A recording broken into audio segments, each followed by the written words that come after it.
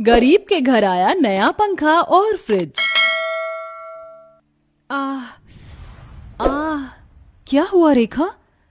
गर्मी के मारे मेरे हाथ पैरों पर ये दाने निकल आए हैं। भाभी, थोड़ा सा बर्फ ला दीजिए।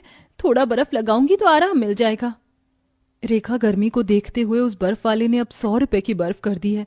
और तुम तो जानती हो कि तुम्हारे भैया पूरे दिन में ही मुश्किल से 60-70 रुपए कमा पाते हैं। हे भगवान, भाभी अब मैं क्या करूं? मुझसे तो ये जलन और बर्दाश्त नहीं हो रही। अगर इस गर्मी में हमारे घर में भी एक फ्रिज होता तो हमें ऐसे एक बर्फ के टुकड़े के लिए तरसना नहीं पड़ता। रेखा के दाने से हो रही जलन को देख समीक्षा धूप में नंगे कुएं के पास जाती है और वहां से ठंडा पानी लाकर अपनी नंद को देती है, जिससे नहाकर उसकी नंद को थोड़ा आराम मिलता है। अब जाकर थोड़ा आराम मिला, लेकिन भाभी फिर थोड़ी देर में मुझे पसीने आने शुरू हो जाएंगे। फ्रिज तो बहुत दूर की बात है, हमारे घर में तो एक पंखा तक नहीं है। रेखा, तुम तो जानती हो कि तुम्हारे भैया दिन भर में कितना कमा पाते हैं और मुझे भी खाना बनाने के महीने का सिर्फ 2000 रुपए ही मिलते हैं। इसमें ही हमें सब देखना होता है। लेकिन कब तक भाभी हम इस गर्मी को बर्दाश्त करेंगे? दोनों नंद भाभी गर्मी को लेकर आपस में बात कर ही रहे होते हैं कि तभी वहां समीक्षा के दोनों बच्चे मोनू और मालती स्कूल से आ जाते हैं। माँ, बहुत भूख लगी है, जल्दी से खाना दे दो, भूख बर्दाश्त नहीं हो रही है। क्या हुआ बच्चों? और आज तो मैंने रोटी तुम्हें ज्यादा दी थी। क्या तुम लोगों ने स्कूल में लंच नहीं किया? माँ, सारा खाना गर्मी की वजह से खराब हो गया था। लेकिन ऐसे कैसे? रात की सब्जी तो मैंने कई बार गर्म करके तुम दोनों को दी है। भाभी, वो ठंड की बात थी, अब गर्मी है। माँ, बहुत भूख लगी है, जल्दी से खाना दे दो। तुम हाथ मुंह धो लो, मैं तुम्हारे लिए खाना लगाती हूँ। समीक्षा दोनों बच्चों के लिए खाना निकालने के लिए जैसे ही कढ़ाई खोलती है तो कढ़ाई की सारी सब्जी खराब हो चुकी थी और उसमें से बहुत गंदी बदबू आ रही होती है। हे भगवान, 2 घंटे पहले ही तो मैंने सब्जी बनाई थी, इतनी जल्दी खराब कैसे हो गई? कहा था ना मैंने, ये गर्मी का मौसम है। अगर आज हमारे घर में एक फ्रिज होता तो ऐसे खाना खराब नहीं होता। जहां गर्मी में पंखा न होने की वजह से वो लोग चैन से सो नहीं पाते थे, वहीं फ्रिज न होने की वजह से रोटी भी ढंग से नहीं खा पाते हैं। दीदी, बहुत गर्मी लग रही है, नींद नहीं आ रही है मुझे। मोनू, गर्मी तो मुझे भी लग रही है। क्या हुआ तुम दोनों को? वैसे ही गर्मी की वजह से मुझे नींद नहीं आ रही है, ऊपर से तुम दोनों हो की। वो क्या करे, गर्मी की वजह से हमें भी नींद नहीं आ रही है, ऊपर से गुमोरी और मच्छर। बाबा, आप पंखा कब लेकर आओगे? हम इस गर्मी में पंखे के बिना और नहीं रह जाता। देखो ना, हमारे हाथों पर कैसे गुमोरी हो गई है। मोनू बेटा, जब बाबा के पास पैसे आ जाएंगे तो वो जरूर पंखा लेकर आएंगे। अपने दोनों बच्चों को गर्मी से इस कदर परेशान होता देख समीक्षा रात भर अपने दोनों बच्चों को पंखा करती रहती है। गर्मी की वजह से पूरे परिवार को हर दिन बहुत मुश्किलों से गुजरना पड़ रहा था। धीरे धीरे बढ़ती गर्मी की वजह से सब लोगों की हालत अब काफी ज्यादा खराब होने लगी थी। सबके शरीर पर घमौरियां, रैशेज, दाने ये आना तो अब आम बात हो गई थी। अरे ये क्या समीक्षा, तुम्हारे हाथों और गले पर ये लाल लाल निशान कैसे? मालकिन, ये तो गर्मी की वजह से हो गया है। ओह अच्छा, सुनो, फ्रिज से बच्चों के लिए आइसक्रीम ले आना, दोनों स्कूल से आ गए हैं। समीक्षा किचन में जाती है और शेफाली के दोनों बच्चों के लिए कटोरी में आइसक्रीम निकाल कर ले आती है। मम्मी, ये आइसक्रीम तो बहुत टेस्टी और ठंडी ठंडी है। मम्मी, थोड़ा एसी बढ़ा दो ना, बहुत गर्मी लग रही है। शेफाली के दोनों बच्चों को एसी में ठंडी ठंडी हवा में आइसक्रीम खाता देख समीक्षा को अपने दोनों बच्चों की याद आ जाती है कि कैसे उसके दोनों बच्चे रात भर गर्मी से परेशान रहकर चैन की नींद भी नहीं सो पाते। बढ़ती गर्मी की वजह से समीक्षा के दोनों बच्चों के शरीर पर बहुत ज्यादा गर्मी के दाने निकल आते हैं। साथ ही साथ बार बार आ रहे पसीने की वजह से दोनों बच्चों को पूरे शरीर में काफी ज्यादा जलन होती है। माँ, बहुत जलन हो रही है, कुछ करो ना माँ। इस जलन के मारे लेटा भी नहीं जा रहा है माँ, शरीर पर थोड़ा ठंडा पानी डाल दो, जलन से थोड़ी बहुत तो राहत मिलेगी। बेटा, मैं कहाँ से लाऊं ठंडा पानी तुम दोनों के लिए? मटके का पानी भी बिल्कुल गर्म हो गया है। अब मैं अपने दोनों बच्चों की ऐसी हालत और नहीं देख सकता। अब चाहे मुझे कितनी ही मेहनत क्यों नहीं करनी पड़े, मैं जल्द से जल्द इनके लिए फ्रिज लाकर ही रहूंगा। अपने दोनों बच्चों की ऐसी हालत देख अनुज दुकानों में जाकर फ्रिज के दाम पता करता है। भाई साहब, ये वाला फ्रिज कितने का है?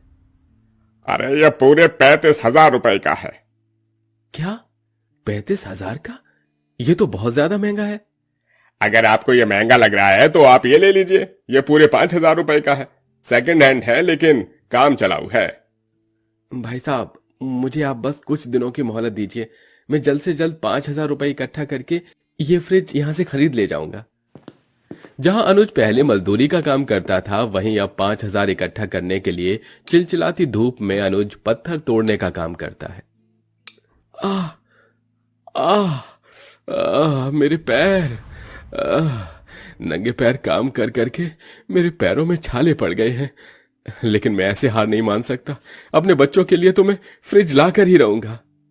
रोज धूप में इतनी मेहनत करने की वजह से अनुज के हाथ पैरों में गर्मी की वजह से छाले पड़ गए थे, लेकिन अनुज अपने दोनों बच्चों के लिए कड़ी मेहनत करता है और कुछ दिनों के अंदर 5,000 रुपए इकट्ठा कर लेता है। अनुज उन पैसों को लेकर सेकंड हैंड फ्रिज लेने के लिए दुकान पर जा रहा होता है कि तभी उसे रास्ते में एक घायल लड़की दिखाई देती है, जिसे देख अनुज भागा भागा उसके पास जाता है। आप ठीक तो हैं? आपको ये चोट कैसे लगी? 2 चोर मेरा पर्स छीनकर भाग रहे थे। उनके पीछे भागते भागते मैं इस पत्थर से टकरा गई और मेरे सर पर चोट लग गई। अनुज उस लड़की को नजदीकी हॉस्पिटल ले जाता है और उसकी मरहम पट्टी करवाता है, जिसके चलते फ्रिज खरीदने के लिए जुड़े हुए सारे पैसे उस औरत के इलाज में लग जाते हैं। जिसके बाद अनुज घर आ जाता है और सारी बात अपने परिवार वालों को बताता है। एक तो आपने इतनी मुश्किल से 5,000 रुपए जोड़े थे और वो भी आपने उस लड़की की मदद करने में खर्च कर दिए। तो क्या उस लड़की को सड़क पर ऐसे घायल पड़े रहने देता? हम लोग गर्मी तो बर्दाश्त कर सकते हैं, लेकिन अगर उस लड़के को कुछ हो जाता तो? अनुज की बात सुन रेखा चुप हो जाती है, जिसके बाद अब पूरा परिवार फिर से गर्मी झेलने लगता है। लेकिन दिन पर दिन बढ़ रही गर्मी से अब मालती और मोनू की तबीयत और ज्यादा खराब रहने लगी थी। अब मेरे दोनों बच्चों का क्या होगा? गर्मी में उनकी ऐसी हालत देख मुझसे रहा नहीं जा रहा है। अब तुम ही कुछ चमत्कार दिखाओ भगवान, हम गरीबों पर कुछ तो रहम कर। समीक्षा ये कहते हुए किचन में खाना बनाते बनाते रोने लगती है कि तभी वहां शेफाली आ जाती है और उसकी सारी बातें सुनती है और उसे थोड़ी देर बाद उसे हॉल में बुलाती है। जी मालकिन, आपने बुलाया? तुम्हें कुछ देना था, ये लो। ये तो वो मैंने दरअसल तुम्हारी सारी बातें सुन ली थी जब तुम किचन में रो रही थी। तुम्हारी तरह मैं भी एक माँ हूँ और एक माँ ही दूसरी माँ का दर्द समझ सकती है, और तुम्हारी ऐसी हालत मुझसे देखी नहीं गई, इसलिए मैं तुम्हें पंखा दे रही हूँ तुम्हारे बच्चों के लिए। मेरी तरफ से ये एक तोहफा है। अब तुम्हारे बच्चों को गर्मी से और परेशान नहीं होना पड़ेगा। शेफाली की बात से समीक्षा की आंखों में आंसू आ जाते हैं। समीक्षा उस पंखे को घर लाती है। अनुज पंखे को लगा देता है। पंखे से आ रही ठंडी ठंडी हवा से मानो सबकी गर्मी उड़नछू हो चुकी थी। दोनों बच्चे भी ठंडी हवा के मजे ले रहे थे कि तभी उनके घर के दरवाजे पर दस्तक होती है।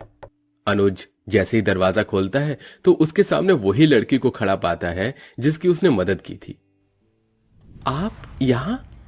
जी, वो मैंने अस्पताल के आसपास लोगों से पूछकर बड़ी मुश्किल से आपके घर का पता ढूंढा है। उस दिन आप मुझसे बिना मिले ही चले गए थे और मैं आपका ठीक से शुक्रिया अदा भी नहीं कर पाई। मुझे पता चला जो पैसे आपने मेरे लिए खर्च किए वो पैसे से आप अपने परिवार के लिए फ्रिज लाने वाले थे। मुझे सुनकर बहुत बुरा लगा, इसलिए मैं आपको एक फ्रिज देना चाहती हूँ। मैंने तो बस आपकी मरहम पट्टी करवाई थी और आप उसके बदले मुझे फ्रिज दे रही हैं। मैं आपका एहसान कैसे चुकाऊंगा? इसमें एहसान वाली कोई बात नहीं है। आप धीरे धीरे करके इस फ्रिज के पैसों को किश्तों के तौर पर चुका देना। थोड़ी ही देर में दो आदमी एक बड़ा सा फ्रिज लेकर अनुज के घर पहुंचते हैं, जिसे देख उसके दोनों बच्चे बहुत खुश होते हैं। आज तो हमारे घर में पंखा फ्रिज दोनों आ गए। अब तो हम इस पंखे की हवा में आराम से सोएंगे और साथ ही साथ हमारे नए फ्रिज में हम रोज आइसक्रीम जमा कर खाएंगे। दोनों बच्चे को इतना खुश देखकर बाकी सब घर वालों के चेहरे पर भी खुशी आ जाती है, जिसके बाद अब उन लोगों को ना ही तो गर्मी में ठंडा पानी के लिए तरसना पड़ता है और ना ही पसीने से लथपथ होकर सोना पड़ता है। अनुज और समीक्षा धीरे धीरे पैसे जोड़कर उस फ्रिज की किश्त को भी चुका देते हैं और अब सब गर्मी के मौसम में आराम से खुशी खुशी रहते हैं।